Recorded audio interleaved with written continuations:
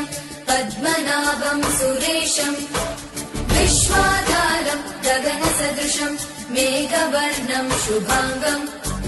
लक्ष्मीकान्तं कमलनयनं योगिविद्यानगम्यं वन्दे विष्णुं भवभयहरं सर्वलोकैकनाथं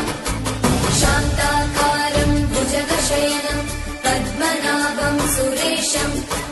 विश्वाधारं गगनसदृशं मेघवर्णं शुभांगं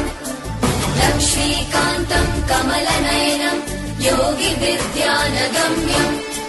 वन्दे विष्णुं भवभयहरं सर्वलोकैकनाथम्